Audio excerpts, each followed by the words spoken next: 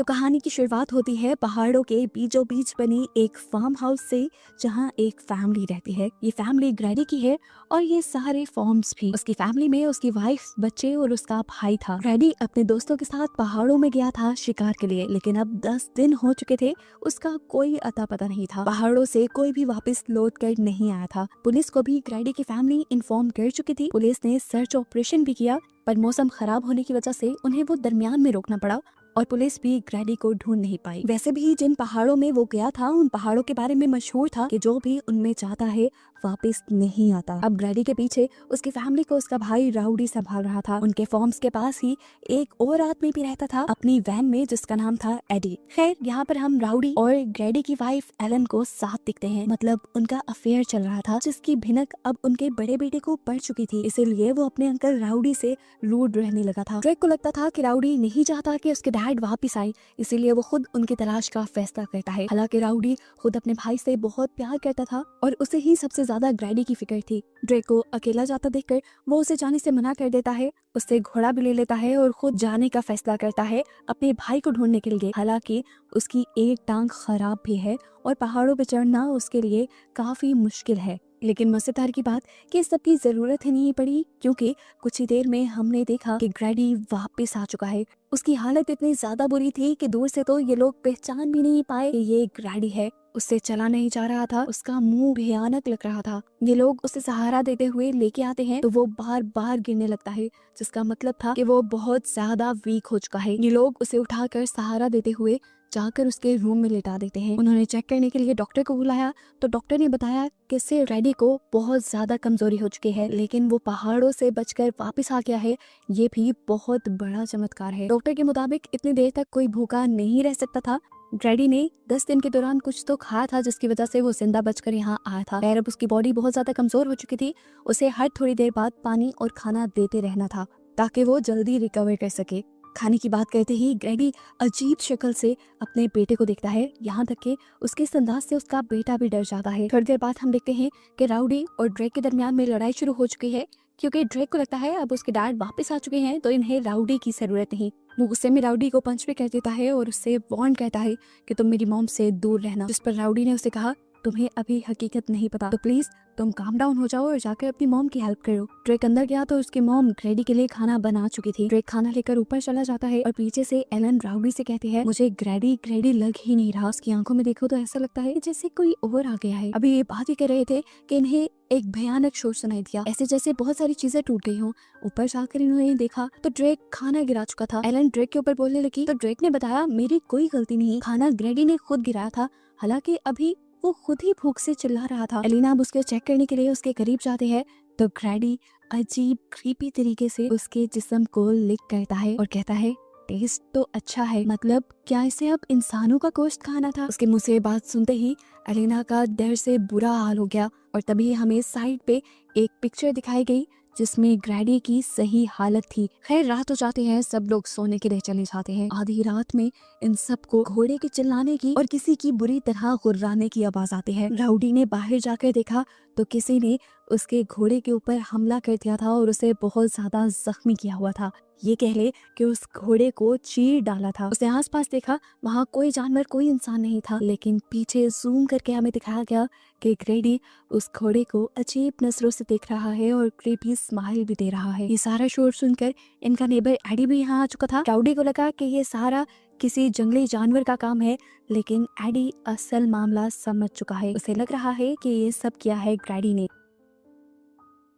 सुबह होते ही वो ग्रैडी से मिलने के लिए जाता है और अपनी जेब से एक चाकू निकाल लेता है और साथ ही अपनी स्टोरी भी सुनाने लगता है बचपन की, जब उसके अंकल उन पहाड़ों से बिल्कुल ग्रैडी की ही तरह जिंदा बचकर वापस आए थे। ग्रैडी की तरह ही वो भी बहुत ज्यादा वीक होकर आया था और आते साथ ही उसने आईडी की पूरी फैमिली को खत्म कर दिया था। उसकी इस हरकत की वजह से पुलिस वालों ने उसे गोली मारकर खत्म कर दिया था, नहीं तो वो बाकी लोगों को भी मार देता। एडी को बताता है, मैं जानता हूँ तुम्हारे अंदर भी ऐसी ही कोई पावर आ चुकी है जो मेरे अंकल के अंदर आ गई थी। वो तुम्हें अंदर से खा रही है, खोखला कर रही है।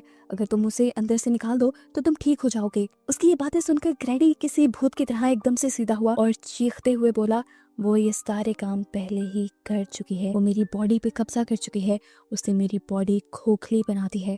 एडी अब उसे मारने की सोचता है और ग्रैडी उसकी सोच पढ़ लेता है और उससे कहता है जो सोच रहे हो वो करना भी मत, क्योंकि तुम एक बूढ़े इंसान हो, तुम्हारे पीछे कोई स्ट्रेंथ नहीं और मैं एक अच्छा फार्मर हूँ। अगर तुमने मुझे मार दिया तो तुम पूरी जिंदगी जेल की चक्की पीसते रहोगे। ये कहते ही वो लेट गया और एडी वहां से चला गया। एडी डर चुका था, वो अब खतरे के बारे में सबको बताना चाहता था, इसलिए वो राउडी के पास गया और उसने सारी बातें राउडी को बताना शुरू की कि असल में जो ग्रैडी उन्हें नजर आ रहा था वो अब ग्रैडी था ही नहीं। यहाँ पर ग्रैडी की बॉडी तो थी लेकिन उसके अंदर ग्रैडी की सोल नहीं थी। ग्रैडी के अंदर घुस चुकी थी वेंडिगो की सोल। ये एक शैतानी सोल थी जो पहाड़ों में रहती थी और लोगों पर कब्जा कर लेती थी। ये कैनिबल थी, आदमखोर थी, इंसानों को खाया करती थी। इससे पहले कि ग्रैडी भी उनकी फैमिली के ऊपर हमला कर दे, एडी राउडी को मशवरा देता है कि वो किसी तरह उसे मार दे। क्या हम देखते हैं कि एलिना ग्रैडी के रूम में गई, उसने देखा कि खाना अभी भी वैसे ही पड़ा था। वो खाना उठाकर वापस लौट ही रही थी कि ग्रैडी ने उसे अपनी आवाज में बुलाया। एक पल के लिए फील हुआ कि शायद वो शैतानी सोल सो गई है और अभी असली ग्रैडी होश में है जो एलिना से बात कर रहा है। वो एलिना को बताता है कि हम पहाड़ों में शिकार करने गए लेकिन वहां जाकर हम गुम हो गए, हमें रास्ता भूल गया। हमने एक घर के अंदर शेल्टर लिया, 4 लोग मदद बुलाने के लिए गए लेकिन फिर वो वापस लौट कर ही नहीं आए। ग्रैडी और उसका साथी वो लोग भूख से मर रहे थे। तभी ग्रैडी के कान में एक अजीब सी आवाज सुनाई दी जिसने ग्रैडी से कहा कि तुम मुझे अंदर आने दो, मैं तुम्हें बचा लूंगा। असल में ये आवाज उसी शैतानी सोल की थी और अपने आप को बचाने के लिए ग्रैडी ने उसे हाँ कर दी, जिसके बाद वो सोल ग्रैडी के अंदर आ गई। उस सोल के अंदर आते ही ग्रैडी ने अजीब काम करना शुरू कर दिए। इसने एलिना को बताया कि उस सोल ने मेरे ही दोस्त को मरवा दिया और फिर मैंने उसे मार कर खा लिया। ग्रैडी एलिना को वार्न भी कहता है कि मेरे अंदर जो सोल है, जो शैतानी आत्मा है, वो अभी और शिकार करना चाहती है। उसने अभी ये सब बताया ही कि एलिना डर गई और यहाँ से बाहर जाने लगी, लेकिन 1 सेकंड गुजरने से पहले ही ग्रैडी उसके सामने आकर खड़ा हो गया। ग्रैडी ने अब उसे गले से पकड़ लिया और उसके मुंह से अब थूक निकल रहा था, जैसे वो एलिना को खाने के लिए तैयार हो। इससे पहले कि वो एलिना के ऊपर वार करके उसे खा लेता, पीछे से राउडी उसके ऊपर गन पॉइंट कर देता है। ये देखकर उसे गुस्सा आता है और पलक झपकने जितने वक्त में वो कमरे के अंदर जाकर दरवाजा बंद करके वहाँ की सारी चीजें तहस नहस करने लग जाता है। लगातार वो डरावनी आवाज में चीखे मार रहा था जिससे ड्रेक और उसका भाई भी बहुत ज्यादा डर रहे थे। अपनी जान बचाने के लिए एलिना बच्चों और राउडी को लेकर इस घर से निकलने ही वाली थी कि यहाँ पर एडी आ गया। एडी असल में ये ठान कर आया था कि वो ग्रैडी को मार ही देगा। वो इन सब की जान बचाने के लिए इन सब को अपनी वैन में जाने को कहता है। यहाँ ड्रेक इनके साथ जाने से मना कर देता है क्योंकि उसे लग रहा था कि उसे अपने डैड की जान बचानी चाहिए, जिस पर एलिना उसे थप्पड़ मारती है और उसे समझाती है, ड्रेक क्या वो तुम्हारे डैड लग रहे हैं? उसकी हालत तो देखो, उसके अंदर एक शैतानी सोल है जिसे मारना जरूरी है वरना वो हमें मार देगा, और ये सारी बातें मुझे ग्रैडी ने खुद बताई हैं। ये कहने के बाद ये लोग इस घर से चले जाते हैं। एडी ऊपर जाता है ग्रैडी को मारने के लिए, लेकिन उससे पहले ही पीछे से ग्रैडी आकर उसकी ही गर्दन पे वार करके उसे ही मार डालता है। यहाँ पर हमें अब राउडी को दिखाया गया जो गन लेकर बाहर निकला था क्योंकि वो भी ग्रैडी को खत्म करना चाहता था। उसके पीछे एलिना आ गई जिसने उसे गले लगा लिया। इसके बाद वो बिना कुछ देखे घर के अंदर चला गया।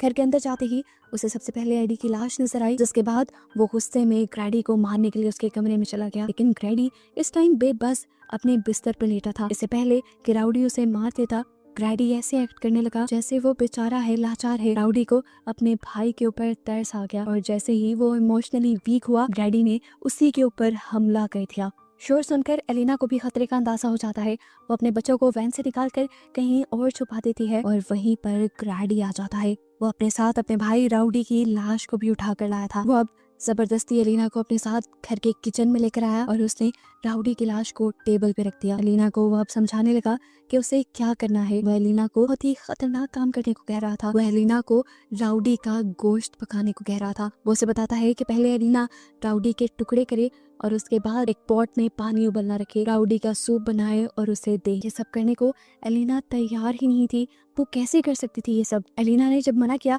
तो ग्रैडी ने उसे जोरदार थप्पड़ मारा जिससे वो नीचे गिर गई और उसे साइड पे देखा कि ड्रेक उसे बचाने के लिए आ गया था। लेकिन अगर उसकी भनक ग्रैडी को पड़ जाती तो ग्रैडी पहले उसे ही मार देता। ग्रैडी का ध्यान भटकाने के लिए अब वो ग्रैडी के कहे हुए काम करने लग जाती है। उसने अब राउडी की बॉडी के टुकड़े करना शुरू किए और टुकड़े करके उसने सारा गोश्त एक बाउल में डाल दिया। उसके बाद उसने सूप को उबलने रख दिया। इतने में पीछे से ड्रेक ने गन ढूंढकर उसे लोड करना शुरू कर दिया था। सूप पकाकर एलिना एक बोल ग्रैडी के सामने रख देती है तो ग्रैडी उससे एक और बोल तैयार करने को कहता है क्योंकि वो चाहता था कि एलिना ये गोश्त उसके साथ मिलकर खाए। एलिना ने उसे साफ कह दिया कि मुझे भूख नहीं है, लेकिन तभी पीछे से ड्रेक के हाथ से गोली छूटकर गिर गई। अब तो पक्का ग्रैडी का ध्यान उस तरफ जाता, इसीलिए एलिना अब ग्रैडी की ये बात मानने को भी तैयार हो गई कि वो राउडी का गोश्त खाएगी। एक बाउल लेकर वो भी बैठ गई और मजबूरी में उसे राउडी का गोश्त खाना पड़ा। यहाँ पर पहले ग्रैडी ने एक बाइट टेस्ट किया और उसके बाद तो वो जंगलियों की तरह खाने लगा। जैसे ही उसके बाउल में से सब कुछ खत्म हुआ तो उसने एलिना को कॉलर से पकड़ लिया और उससे कहा, मेरी जो हालत है ये तुम्हारी और राउडी की वजह से है। अब इससे पहले कि वो एलिना को भी मार देता, पीछे से ड्रेक गोली चला देता है। उसकी गोली से ग्रैडी यहाँ पर एलिना को छोड़कर भाग जाता है, लेकिन एलिना को चोट लग जाती है। ड्रेक जब उसकी मदद करने के लिए आया तो एलिना ने उसे कहा, जाकर तुम टिम को बचाओ। इतने में वो टिम के पास पहुंच गया होगा। ड्रेक उसकी बात मानते हुए जब गया टिम के पास तो उसने क्या देखा कि ग्रैडी भयानक अंदाज में उसके भाई का गला दुबा रहा था। वो उसे मारने ही वाला था कि तभी पीछे से ड्रेक आ गया। उसने 1 मिनट के लिए टिम को छोड़ा और ड्रेक को कहा, तुम सबको ना एक साथ रहना चाहिए, पता है कहाँ पर? मेरे पेट में। ये कहते ही वो भयानक तरीके से हंसने लगा। उसकी आंखें भी सफेद पड़ चुकी थी, जिसका मतलब था कि अंदर का ग्रैडी अब मर चुका है और इनके सामने जो है वो वेंटी का है। वो दोबारा अब टिम का गला दुबाने लगता है कि पीछे से ड्रेक उसके ऊपर गोली चला देता है और ग्रैडी बेजान होकर गिर जाता है। इस पॉइंट पे इन्हें लगा कि ये लोग बच गए हैं, लेकिन ये बस उनकी सोच ही थी, क्योंकि एकदम से ग्रैडी ने उठकर पीछे से ड्रेक को पकड़ लिया और ड्रेक को अभी वो मारने ही वाला था कि ठीक टाइम पर यहाँ पर पहुंच गई एलिना। उसने ड्रेक को छुड़ाते हुए ग्रैडी के मुंह में गन डालकर उसके दिमाग पे शूट कर दिया, जिसके बाद आखिर उसकी मौत हो गई। ग्रैडी तो मर चुका था, उसका जिस्म तो बेजान हो गया था, लेकिन भयानक आवाजें जो पहले इनको ग्रैडी के अंदर से आ रही थी वो इन्हें अभी भी सुनाई दे रही थी, जिसका मतलब वेंटी को अभी खत्म नहीं हुआ था। आगे वो इनके सामने कौन सा खतरा लेकर आएगा, इसी सस्पेंस के साथ ये कहानी यहाँ हो जाती है खत्म।